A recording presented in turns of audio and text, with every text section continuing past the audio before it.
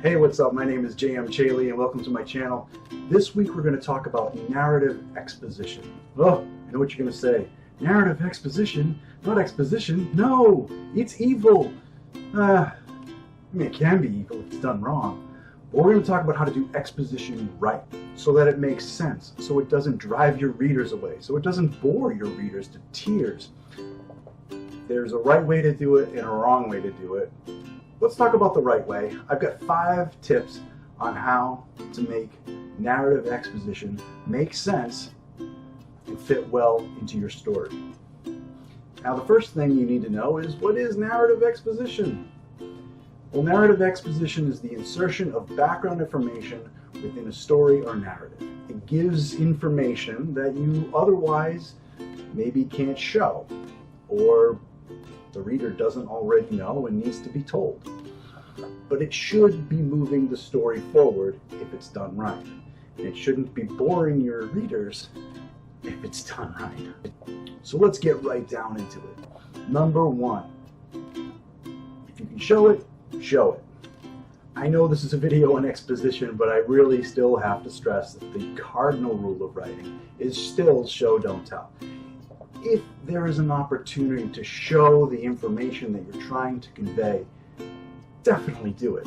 Even if you can only show part of it and need to explain the rest through exposition, show as much as you possibly can. I can't stress that enough. Missed opportunities to convey information through showing will be picked up by your reader. They'll come across some scene and think, well, this is where I should have been shown what they were talking about 2 chapters ago. You could have waited and told me it then. Readers pick up on this stuff. Your book has a cadence. It has story beats. Your readers are going to have an expectation. They're going to expect to see things. They're not going to expect to be spoon-fed. So if there's any opportunity to show, you gotta show. Number 2, attack your characters with exposition. Now, if you gotta give exposition, you can't show it, then try to find an opportunity where the exposition is moving the story forward in a way that raises the stakes or causes a struggle or some sort of conflict with your main character. A great example of this is in Empire Strikes Back. We don't get to see Anakin and Padme and their whole story. That shit wasn't even filmed yet. Lucas knew the story, but he didn't want to tell us. Not until that fateful scene in Cloud City. You know what I'm talking about. No, I am your father. What? Hey, are you for real right now? That's bananas. What? Yeah, spoiler alert, Vader is Luke's father. That was exposition, and it was done in a way that raised the stakes. It hit Luke hard. Oh my God, he couldn't go back again. He couldn't go back to that age of innocence or ignorance. That's what an attack exposition should do.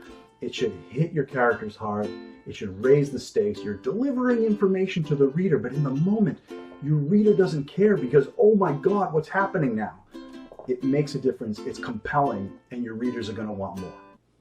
Number 3, make it realistic.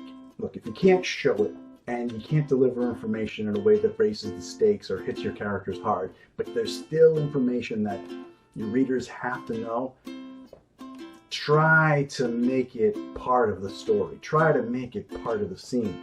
Don't just have talking heads appear in a village somewhere spouting information that your characters just happen to need to know, or the reader just happens to need to know, completely out of context. That is the worst and most horrible way to deliver exposition. What you want to do is work it into something natural, maybe like a conversation. Maybe your characters are camping out, you're looking out over the mountains. Hey, what's over those mountains anyway? I've never been over those mountains. Well, that's where the elves come from. The elves? Oh, tell me about the elves. Oh, blah, blah, blah, blah, blah. I mean, it's not the best, granted, but if that's something your reader needs to know, because later on they're going to bump into an elf, and now your reader knows, oh, it's this. Now I know this particular thing about elves. And you don't want the elf in that very scene to go, by the way, did you know that elves can float when they eat candy? That's story relevant, you know. No, you found that out later in a very calm and organic conversation about candy floating elves. I don't know why I made that up. I'm sorry. A great example of this was done in Raiders of the Lost Ark, when Indiana Jones was telling the government officials about the Ark of the Covenant.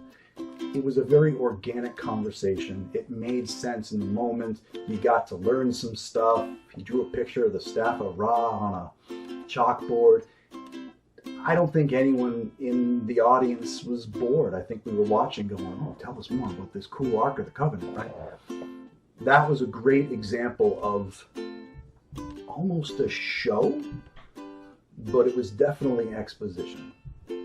Number 4, spread it out. If you have a lot of information that you have to convey, and again, you can't show it, you can't really dump it in a single scene, you should be spreading it out. Maybe there's a lot of information about your candy floating elves that just doesn't seem natural, that you just do this big info dump by 2 campers. And let me tell you something else about those elves. No, listen, dude, I just want to go to sleep, right? This information probably should be disseminated out over time. Otherwise, your readers are going to feel like it's an info dump, because it will be. And there's no amount of burying that scene, that exposition, in clever dialogue or organic, chalk drawings of the staff of Ra. It's just going to go on too long, and your reader's going to be like, oh, move the story, will you? Spread this stuff out. Maybe one villager knows a little bit of one thing, maybe one villager knows a little bit of another thing. Maybe there's no villagers at all. Maybe your main character comes across an old scroll and reads something. Maybe they solve some puzzle and the clue that they need is hidden in the puzzle. I'm coming up with fantasy examples. I'm a fantasy author, but you get what I'm saying. Spread it out a little bit and then give things to the reader piece by piece, and it'll feel maybe a little more organic, and it won't feel like you're shoving it down their throat all at once.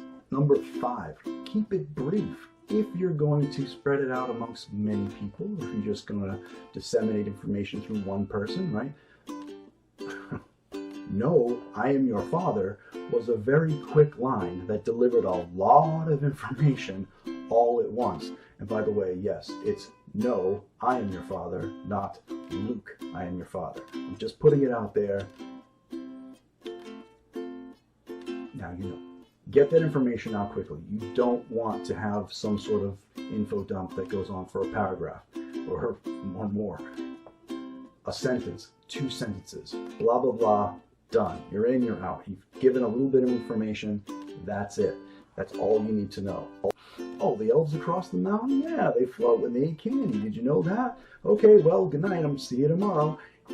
I'm not going to tell you anything more about the elves that night. I mean, that would be crazy. You'll see the elves later in another chapter, and they'll be eating candy and floating around. See, now that would have been a good example of a show. See, this is why you have to think things out. I'm just making stuff up off the fly. Pantsing, this is why we have to outline.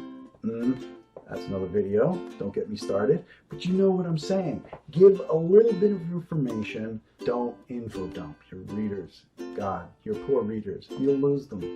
And they'll DNF your book. You don't want that.